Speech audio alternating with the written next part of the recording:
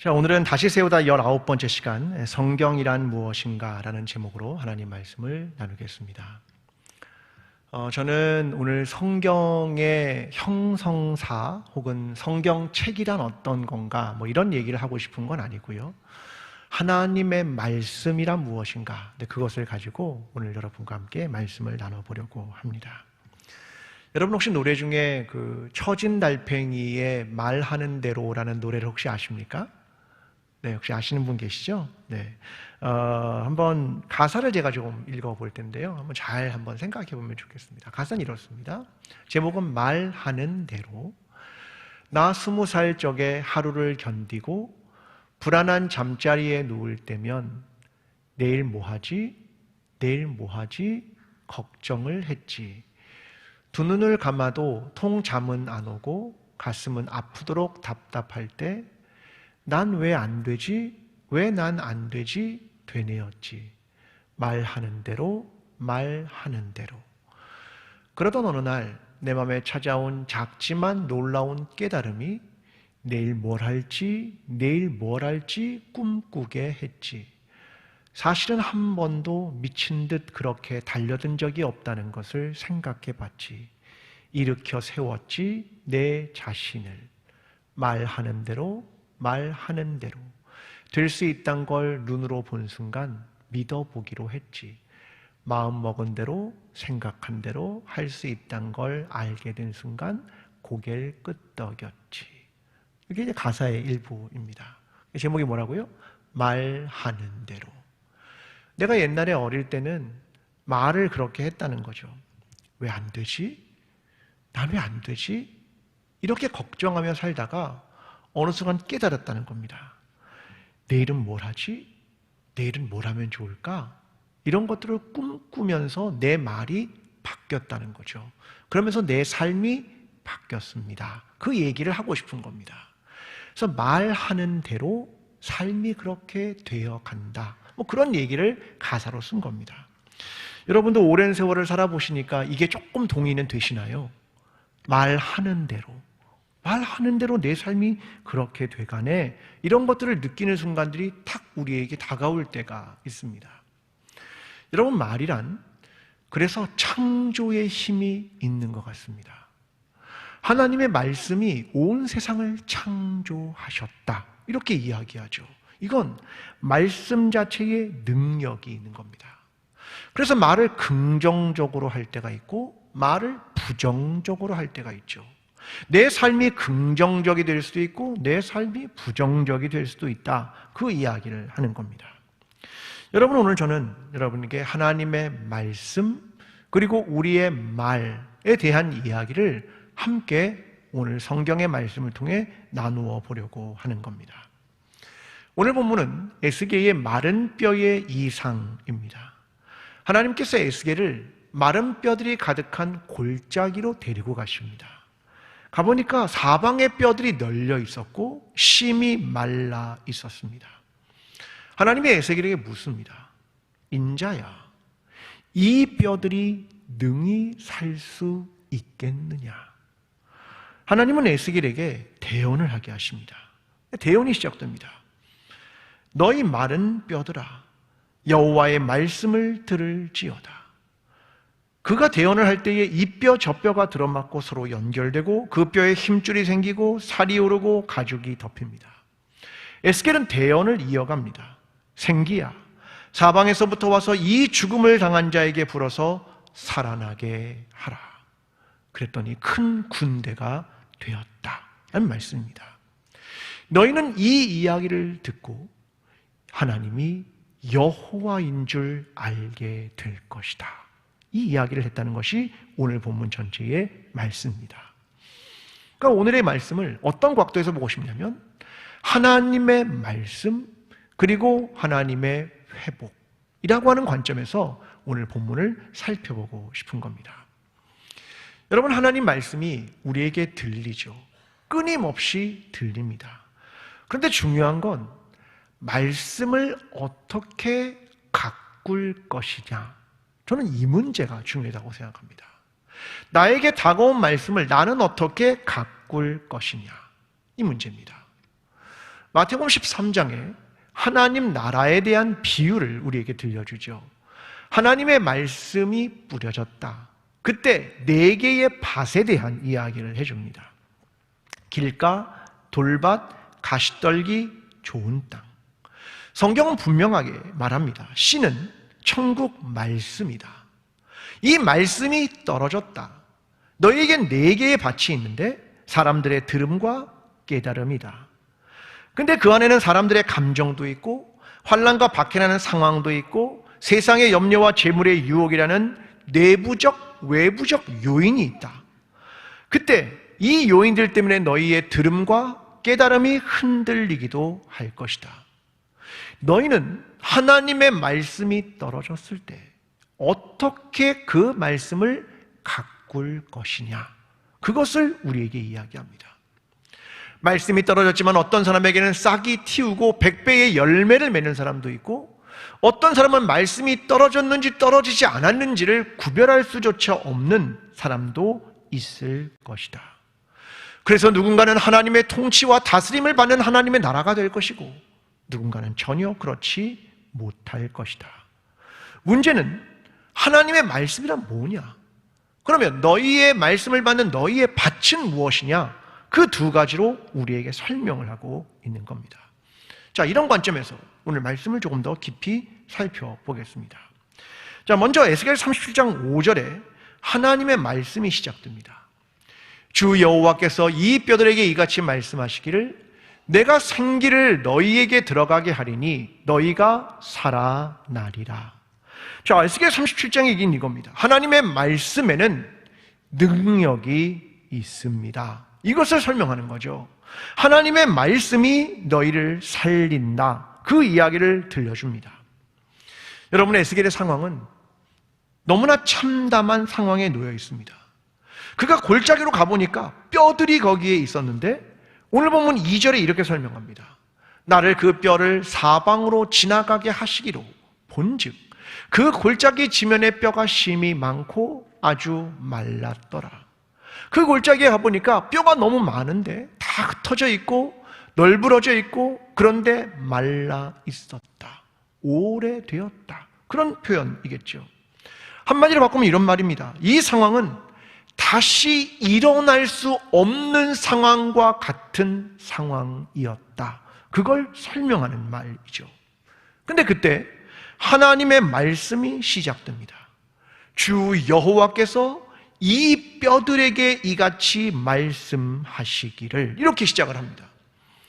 여러분, 구약은 창조로 시작을 합니다. 근데 창조는 하나님의 말씀으로 시작이 됩니다.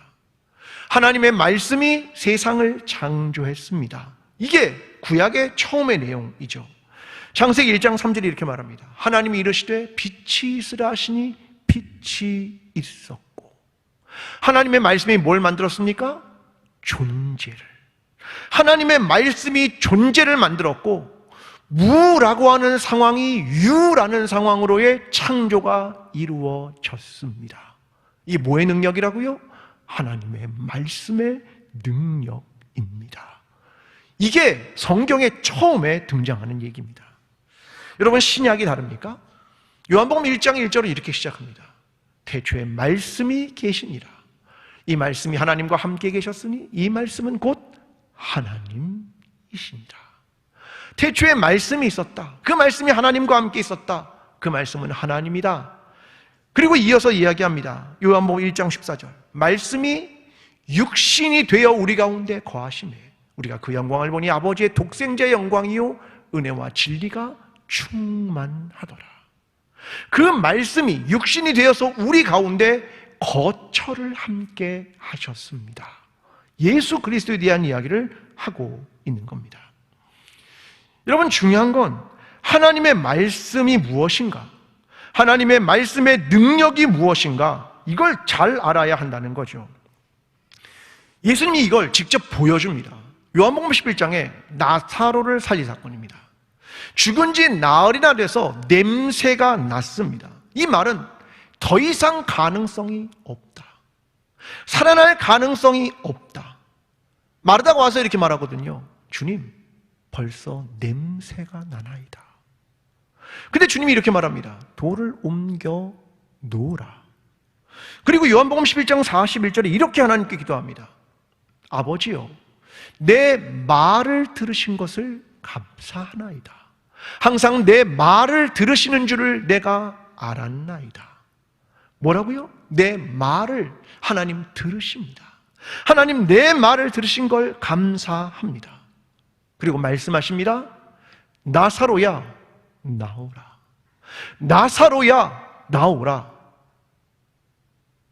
도무지 가능성이 없는 자리에서 주님의 말씀이 시작됩니다. 나사로야 나오라. 그 말씀이 더 이상 가능성이 없는 사람에게 생명을 불어넣고 그가 붕대를 맨 채로 나옵니다. 죽은 자의 부활입니다. 무엇 때문입니까?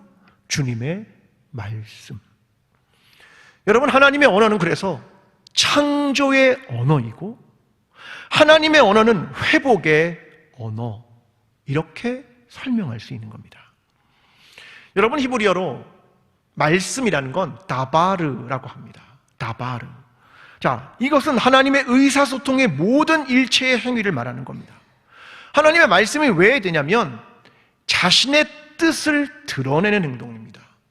그래서 이 다바르라는 말을 듣는다라는 개념으로 이해하지 않고 본다, 이런 개념으로 이해합니다. 아니, 말씀이니까 들어야 되잖아요. 근데 듣는 게 아니라 본다, 이런 개념을 사용합니다. 그걸 들으면 하나님의 뜻을 보기 때문에 그런 겁니다. 자, 신명기 6장 4절과 5절이 이렇게 말합니다. 이스라엘아 들으라. 쉐마 이스라엘. 우리 하나님 여호와는 오직 유일한 여호와시니 너희는 마음을 다하고 뜻을 다하고 힘을 다하여 내 하나님 여호와를 사랑하라. 뭐가 들려진 겁니까? 하나님의 뜻. 하나님의 뜻은 하나님을 사랑한다 라고 하는 거라는 거죠. 그걸 보게 된다는 겁니다.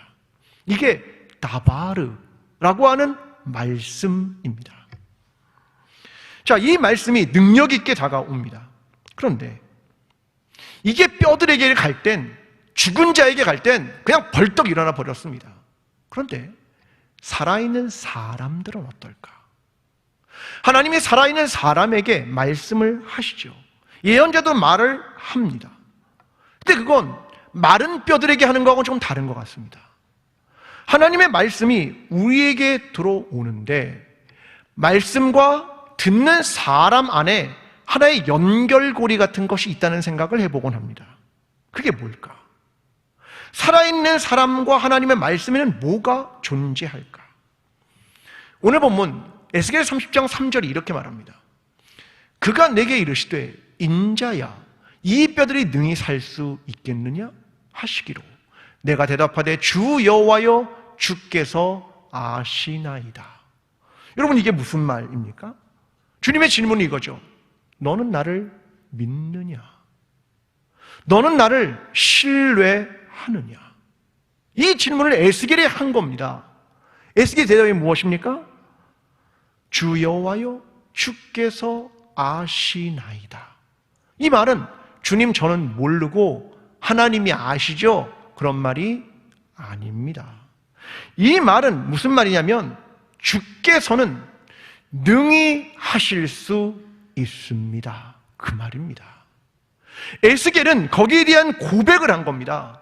자신의 믿음, 자신의 신뢰, 이것을 고백한 말을 여기다가 하고 있는 겁니다. 여러분, 하나님 말씀이 들렸을 때 우리에게 이 말씀과 성취 사이에 중간에 하나 필요한 것이 있습니다. 이게 뭐냐면 믿음, 신뢰, 선택. 이것이 우리에게 끼어 있는 겁니다. 난 하나님 말씀이 올 때 어떻게 나는 말씀을 받아들이냐, 그 문제겠죠. 여러분, 이것을 만일 이런 말로도 할 수 있습니다. 자, 예를 들어 보겠습니다. 선지자 아히야가 여로보암 왕 처음 된 다음에 그에게 찾아가서 이렇게 말합니다. 열왕기상 11장 38절에 이렇게 말합니다. 내가 만일 내가 명령한 모든 일에 순종하고 내 길로 행하며 내 눈에 합당한 일을 하며 내 종 다윗이 행함같이 내 율례와 명령을 지키면 내가 너와 함께 있어 내가 다윗을 위하여 세운 것 같이 너를 위하여 견고한 집을 세우고 이스라엘을 내게 주리라. 선지자가 여로보암 왕에게 한 얘기입니다. 근데 여기에 중요한 단어는 만일 이 단어입니다. 만일 그렇게 하면, 자, 이 말은 믿음을 요청하는 단어이고 선택을 요청하는 단어입니다. 내가 명령을 지킨다면, 내가 율례대로 행한다면, 내가 다윗처럼 행한다면 하나님의 말씀 다바르가 너 여로보암의 집을 세우고 다윗 같은 왕이 되게 할 것이다, 그 말입니다. 근데 여로보암이 이를 거절합니다. 여러분, 하나님의 말씀은 우리를 늘 갈림길에 서게 합니다. 선택을 하게 하죠. 하나님의 말씀이 우리는 창조하시고 새롭게 하시고 회복시키신다는 사실을 믿습니다. 근데 이것과 함께 이 인격적인 하나님의 말씀이 오늘 나에게 오면서 묻습니다. 선택하게 하십니다. 넌 들을 것이냐? 듣지 않을 것이냐? 넌 순종할 것이냐? 거절할 것이냐? 여러분, 하나님의 말씀이 그래서 우리를 새롭게 창조할 수도 있고 우리에게 아무런 변화가 없을 수도 있는 겁니다. 말씀 때문이 아니라 나의 마음과 나의 믿음과 나의 선택 때문, 밭의 문제이기 때문입니다. 사랑하는 성도 여러분, 하나님의 말씀이 창조의 능력과 회복의 능력이 있다는 것을 분명하게 믿으며 하나님의 말씀대로 살아갈 것을 선택하며 살아가는 하나님 나라의 백성들, 회복을 경험하는 백성들이 되기를 간절히 기도합니다. 여러분, 그런데 하나님의 말씀에 이 대언의 형태로 나타납니다. 자, 에스겔이 대언합니다. 하나님이 직접 하시지 않고 그가 대언을 합니다. 37장 7절입니다. 이에 내가 명령을 따라 대언하니 대언할 때 소리가 나고 움직이며 이 뼈 저 뼈가 들어맞아 뼈들이 서로 연결되더라. 놀라운 얘기입니다. 그가 대언을 했는데 하나님의 말씀의 능력이 나타난 거죠. 대언, 대신 얘기한 겁니다. 여러분, 그러나 대언이란 인간의 말 아닙니까? 하나님의 말씀을 그대로 전하는 거지만 우리의 입을 통해서 전해지는 겁니다. 여러분, 인간의 말이란 때로는 대단히 두렵고 때로는 대단한 위력을 가지고 있기도 합니다. 사람에게 언어란 대단한 거죠. 왜냐하면 창조한 다음에 하나님과 유일하게 대화한 게 누구냐면 사람입니다. 인간은 언어가 있어서 하나님과 대화가 시작될 수 있는 존재이다 라고 하는 걸 말하는 거죠. 자, 최초의 인간이었던 하와가 처음 한 말이 있습니다. 근데 하나님에게 한 말이 아니라 뱀에게 한 말입니다. 창세기 3장 3절이 이렇게 말합니다. 동산 중앙에 있는 나무의 열매는 하나님 말씀에 너희는 먹지도 말고 만지지도 말라. 너희가 죽을까 하노라 하셨느니라. 여러분, 이 말이 맞습니까? 아니요, 맞지 않습니다. 말씀에 왜곡이 일어나는 겁니다. 창세기 2장 10절에 하나님 이렇게 얘기했거든요. 선악을 알게 하는 나무의 열매는 먹지 말라. 내가 먹는 날에는 반드시 죽으리라 하시니라. 뭐가 다릅니까? 하나님은 선악을 알게 하는 지식의 나무의 열매, 하와는 동산 중앙에 있는 나무, 중앙에는 생명나무도 있거든요. 하나님은 먹지 말라. 근데 먹지도 말고 만지지도 말라. 너는 반드시 죽으리라. 근데 죽을까 하노라. 인간은 말을 왜곡시키는 존재입니다. 말이 구부러지는 존재입니다. 여러분, 사람의 언어는 하나님의 말씀을 대언하기도 하지만 왜곡하기도 합니다. 그래서 중요한 문제는 어떻게 가꾸느냐의 문제입니다. 하나님의 말씀을 내 안에서 어떻게 가꾸느냐죠. 사람의 말은 그래 누구에게 상처를 주기도 하고 잘못된 정보를 주기도 하고 무심코 던진 말이 서로를 힘들게도 합니다. 여러분, 만약 제가 여러분에게 잘못된 이야기를 했다면 이 시간을 빌어서 용서를 구합니다. 여러분의 마음을 아프게 한 것이 있다면 이 시간을 빌어서 용서를 구합니다. 인간이기 때문에 우리의 말이 그렇다는 겁니다. 여러분 용서해 주시겠습니까? 네. 용서 못하시는 분 따로 오시면 제가 다시 한번 또 용서를 좀 구하겠습니다. 네. 여러분, 예수님도 말에 대해 경고를 하셨죠. 마태복음 15장 11절, 입으로 들어가는 것이 사람을 더럽게 하는 게 아니라 입에서 나오는 것이 사람을 더럽게 하는 것이니라. 여러분, 오늘을 살아가는 그리스도에게 말이란 얼마나 중요한가에 대한 이야기를 하고 있는 겁니다. 프랑스 혁명을 촉발시킨 마리 앙뚜아네트가 있습니다. 그의 말, 이 말이 있습니다. 빵이 없다? 그러면 케이크를 먹으면 되지. 그 말을 했다는 게 사람들의 분노를 일으켰습니다. 아니, 먹을 게 없다는데 케이크를 먹으라는 게 말이 돼? 그런 말로 시작이 되었죠. 여러분, 그때 당시는 흉년이 있었습니다. 밀가루 값이 막 올라가니까 빵이 이제 비싸지는 거죠. 또 나쁜 사람들이 사재기를 하는 겁니다. 그래서 이 빵이 품귀 현상이 생긴 겁니다. 그때 왕비였던 마리 앙뚜아네트가 한 말은 정확히 이런 말입니다. 그래?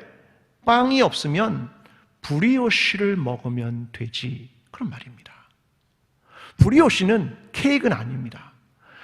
원래 프랑스에 케이크를 가지고 온 건 마리 앙뚜아네트입니다. 근데 그가 말한 건 케이크를 먹으면 되지가 아니라 브리오시를 먹으면 되지, 이 말입니다. 사람들은 이걸 어떻게 이해하냐면 케이크를 먹으면 되지, 이 말을 쌀이 없으면 고기를 먹으면 되지, 이렇게 이해했다고 해석을 한 거였습니다. 여러분, 그런데요, 이건 다른 겁니다. 자, 브리오시는 뭐가 다르냐면 밀가루가 비싸니까 나쁜 밀가루를 써가지고 거기다 잼이나 치즈를 넣어서 파는 겁니다. 근데 우리나라도 그렇지만 우리나라는 쌀값을 통제하잖아요, 국가가. 거기도 마찬가지입니다. 빵값이나 밀가루 값을 통제합니다, 국가가. 근데 브리오시는 그게 안 좋은 빵으로 했으니까 그게 자유시장으로 나와서 통제 영역에 들어있지 않습니다. 그래서 말하는 게 뭐냐면 빵이 없으면 브리오시를 먹으면 되지 라고 말을 한 겁니다. 그런데 사람들은 어떻게 받아들였냐면 케이크를 먹으면 되지 라고 말했다는 거죠. 자, 이건 장자크 루소의 소설에 버릇없는 귀인들이 했던 말입니다. 빵이 없으면 케이크를 먹으면 되지. 그걸 가지고 들어온 겁니다. 그래서 마리 앙뚜아네트 때문에 프랑스 혁명이 시작된 게 아니라 그를 끌어들인 겁니다. 여러분, 사람들은 논리적으로 생각하지 않습니다. 그냥 휩쓸려 버립니다. 여러분, 우리의 말은 창조의 언어인데 무엇을 창조하는지를 잊어버리고 그냥 생각하지 않고 휩쓸려 버리는 게 우리의 말입니다. 제가 교회에서 이런 말을 들은 적도 있습니다. 제가 주식을 한다고 퇴직금을 미리 달라고 했다는 겁니다. 그 여러분에는 막 돌더라고요. 근데 그걸 또 확신 있게 믿는 분들도 계셨습니다. 여러분, 저는요, 주식할 줄을 모르고요, 주식도 한 주도 없는데 그것도 제가 좀 그럴듯한 이유를 대면 좋은데 뭐 또 주식한다고 그렇게 달라고 또 얘기를 했다고 하시더라고요. 여러분, 제가 그렇게 똑똑하지 않은 건 아닌 것 같습니다. 여러분, 설마 이런 말을 여러분 믿으시겠습니까? 여러분, 생각을 해보는 겁니다. 조금만 더 생각을 해보면 되죠. 여러분, 언어가 병들면 안 됩니다. 우리는 그런 병든 세계에 들어가게 되고 엉뚱한 것을 창조해냅니다. 말은요, 가꾸어야 하는 거죠. 여러분, 사람들은 서로 말할 때 이렇죠. 누구를 칭찬하는 말하면 존댓니다. 근데 누구를 욕하는 말을 한다면 눈을 번쩍 뜬답니다. 이게 사람이 가지고 있는 심성이라는 거죠. 여러분, 언어는요, 가꾸어야 하는 겁니다. 우리의 나누는 이야기를 생각 없이 전달하는 언어나 소비하는 언어가 되면 안 되고요, 깊이 있게 생각하고 하나님의 말씀에 비추어 보고 가꾸는 언어가 되어야 된다는 겁니다. 여러분, 왜곡된 언어들은 교회 공동체를 병들게 할 수도 있고 교회를 나누어 버릴 수도 있는 겁니다. 여러분, 우리는 하나님께서 우리에게 주신 언어를 어떻게 사용해야 할 것인가를 깊이 생각하고 우리의 언어가 생명을 살리는데, 우리의 언어가 영혼들을 위로하며 격려하는데, 우리의 언어가 복음을 전하는데 바르게 사용되는 저와 여러분의 언어가 되기를 간절히 기도합니다. 여러분, 하나님의 말씀과 인간의 말을 통해 결국은 살아나야 할 것이 뭐냐는가, 이것을 설명하죠. 에스겔 37장 6절이 이렇게 말합니다. 너희 위에 힘줄을 두고 살을 입히고 가죽으로 덮고 너희 속에 생기를 넣으리니 너희가 살아나리라. 자, 결국은 뭘 말하고 싶은 거냐면 에스겔의 대언을 통해 마른 뼈들이, 소망 없는 뼈들이 다시 살아난다. 회복, 부활, 거기에 대한 이야기를 우리에게 해주는 겁니다. 그러면 언어가 무너진 현장을 한번 봐야겠죠. 살아나야 하니까. 어떤 게 무너진 거냐? 창세기 11장의 바벨탑 사건입니다. 언어가 무너진 사건이죠. 창세기 11장 9절이 이렇게 말합니다. 그러므로 그 이름을 바벨이라 하니 이는 여호와께서 거기서 온 땅의 언어를 혼잡하게 하셨음이니라. 여호와께서 거기서 그들을 온 지면에 흩으셨더라. 자, 언어가 혼잡하게 되고 사람들이 흩어집니다. 마치 뼈들이 전부 다 흩어진 것처럼 말입니다. 근데 그 이유가 있었죠. 이렇게 언어가 혼잡해진 이유는 창세기 11장 4절 또 말하되 성읍과 탑을 건설하여 그 탑 꼭대기를 하늘에 닿게 하여 우리의 이름을 내고 온 지면에 흩어짐을 면하자 하였더니, 그들이 원하는 건 하나님에 대한 도전, 하나님에 대한 교만, 자기의 이름을 내는 자기 명예, 우리들끼리 살아보자는 배타성, 이것이 결국 언어를 혼잡하게 하고 흩어버린 겁니다. 여러분, 하나님은 이 나누어진 언어를 회복시키고자 합니다. 그 사건이 뭐냐면 성령 강림 사건입니다. 성령이 오셔서 그들이 방언을 말하기 시작했습니다. 그들은 다른 언어를 말했지만 똑같이 하나님의 뜻을 이해하기 시작했습니다. 창세기 사도행전 2장 8절 이렇게 말합니다. 우리가 우리 각 사람이 난 곳 방언으로 듣게 되는 것이 어찌 됨이냐. 근데 하나님은 언어를 그냥 하나로 딱 만들어버리는 게 아니라 다양한 언어지만 소통이 가능하게 만든 겁니다. 그래서 뜻이 전달돼서 하나님의 뜻을 함께 똑같이 이해할 수 있게 만든 겁니다. 이게 하나님의 회복시키시는 방식이었습니다. 이 하나 되는 언어는 복음을 전하는 것이었고 영혼을 구원하는 것이었고 생명을 회복시키는 것이었습니다. 여러분, 이것이 하나님이 언어를 회복시키는 일들이었습니다. 한마디로 말하면 다양성 속의 일치라고 하는 말로 표현될 수 있을 겁니다. 여러분, 고 이어령 교수가 거시기 머시기라는 책을 썼는데요, 여기에 보면 한 이야기가 등장합니다. 2002년 월드컵 때 이분이 맡았던 역할이 뭐냐면 통역과 번역하는 그러한 팀을 맡게 됐습니다. 저희가 이름을 하나 줬는데요, 이름이 뭐냐면 BBB입니다. BBB가 뭘까요? BBB. 이걸 풀면 이런 말입니다. Before Babel Brigade. 이게 무슨 말이냐면 바벨 이전의 군대, 그런 뜻입니다. 바벨 이전의 군대. 뭘 하고 싶은 거냐? 이분들이 언어를 가지고 통역을 해야 되니까 15개 나라의 팀을 구성해서 3,000명의 자원봉사단을 모읍니다. 전부 다 휴대전화를 연결해가지고 리얼타임으로 통역을 해주는 서비스 시스템을 만든 겁니다. 근데 이름을 왜 BBB라고 줬냐? 창세기에 보면 온 땅의 구음이 하나요 언어가 하나였더라. 그러니까 바벨 이전에는 뭐라고요? 언어가 하나였다. 그러니까 우리가 통역을 하고 번역을 하는 일을 통해서 서로가 언어는 다르지만 하나의 뜻을 전달하고 소통하고 하겠다라고 하는 뜻이죠. 그래서 이름을 BBB라고 준 겁니다. 오늘날 우리의 삶은 뭐라고 표현하는 겁니까? After Babel. 바벨 이후다. 그러나 우리의 삶이 어디로 가고 싶다? Before Babel. 바벨 이전으로 가고 싶다. 그것이죠. 여러분, 우리의 언어도 마찬가지입니다. 바벨 이전에 하나의 언어로 돌아가고 소통하고 바르게 통역하고 번역하고 하나의 뜻을 가지고 한 하나님을 섬기는 것. 그러기 위해서 자기의 교만을 내려놓고 하나님 앞으로 나아가는 것. 그리고 하나님 말씀을 선택하고 그대로 살아내는 번역하는 삶을 살아가는 것. 그것이 아니겠습니까? 여러분, 하나님 말씀을 듣지 않고 새롭게 창조될 것이라고 생각하지 마십시오. 하나님의 말씀을 읽지 않고 새롭게 변화될 것이라고 생각하지 마십시오. 하나님의 말씀을 공부하고 깊이 되새기지 않고 현재의 상태가 새롭게 될 것이라고 믿지 마십시오. 하나님의 말씀이 무로부터 창조하고 새롭게 하는 겁니다. 하나님의 말씀의 창조의 능력이 있는 겁니다. 그래서 우리가 그것을 믿기에 매일 거룩한 일상을 하는 겁니다. 말씀을 듣고 읽고 깊이 묵상하는 겁니다. 여러분, 이것을 믿기에 우리가 하나님의 말씀을 붙드는 겁니다. 그리고 내가 사용하는 언어를 생명을 살리는 부활의 언어, 새로운 창조의 언어, 따뜻함을 전하는 언어, 생명의 언어, 이렇게 언어를 바꾸어야 하는 것은 아니겠습니까? 여러분, 하나님 말씀을 늘 가까이 하며 하나님의 말씀이 우리를 변화시킨다는 믿음을 갖게 되기를 기도합니다.